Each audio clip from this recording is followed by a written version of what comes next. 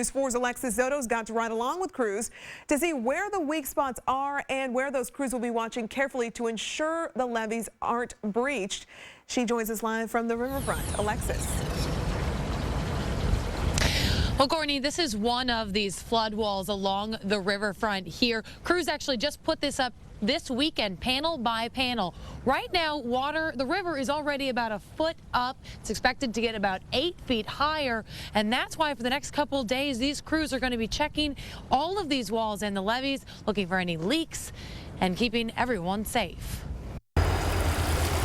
The mighty Mississippi and the nearby River des Peres will keep city crews extra busy as they prepare for the worst flooding since 1993. It's all about control. You're not going to stop Mother Nature. Bob Gamache is on flood watch, an around-the-clock mission to ensure the floodgates and levees keep the cresting rivers at bay. We will have crews running these levees here and in North St. Louis and all downtown corridor, and just kind of watching out for anything that doesn't look right. At River des Peres, that will mean first building up the levees with sandbags. This is the most important. This tells us that we're a foot too low. The water level will rise to these marks, and that's why they're asking volunteers to help place 20,000 sandbags Tuesday morning. You don't want the water coming over the road because then it impacts travel. Actually, it impacts, people living here. Along the riverfront, crews will keep an eye on the 36 floodgates. You'll have some leaks coming out of the walls and the gates and that, but that's normal. The abnormal is what they're on the lookout for. And with guys like Gamache, who've experienced several floods in their careers, they know where to look. This time tomorrow night, we're going to be a little bit more heightened. So we'll have more guys out. We'll have them paying more attention to some of our weaker spots.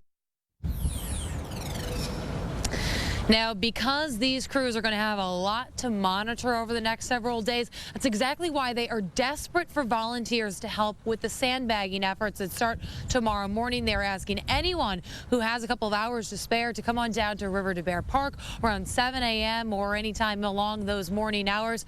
Bring some gloves, wear some shoes, and help the city prepare those levees along River des Peres.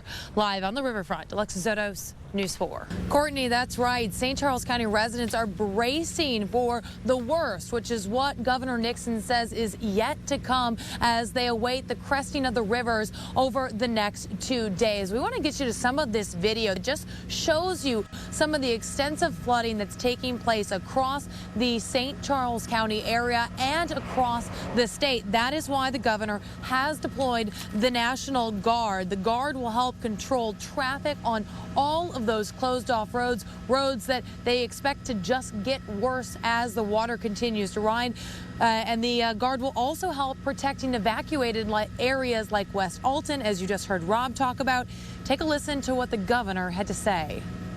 You'll see the liaison officers get out to the counties tonight, followed up by very early tomorrow morning, the troops moving out. We'll assess what's needed, but my sense is it'll take several hundred, especially when you get to complicated traffic issues, whether it's at 141 and 44 or at all the way out at Jerome down on that. But I think it's going to take several hundred. The governor also talked about this historic flooding and what's going to come after it, and that will be a lot of damage. The Guard will also be around to help when that happens. He also mentioned that there's no doubt that the state will be able to utilize federal funds. That means that we'd exceed damages over $8 million, and the governor says, unfortunately, that is probably going to happen. We're live in St. Charles County. Alexis Zotos, News 4. Well, Claire, we're in St. Charles County right now. We were on our way to West Alton, where evacuations have been going on all day, when we ran into this. This is flooded 94, and this is exactly where the Guard will come in handy, stationing at flooded roads, helping to direct traffic in our many flooded areas. Now, some of the places that they are going to go is St. Charles County, Franklin County, Perryville. They're going to deploy several hundred guards tonight and tomorrow, where the flooding is very bad already, but where it's also going to get worse as these communities wait for the rivers to crest in the next several days. Now, in addition to helping control traffic, they're also going to be providing security for the towns that have evacuated.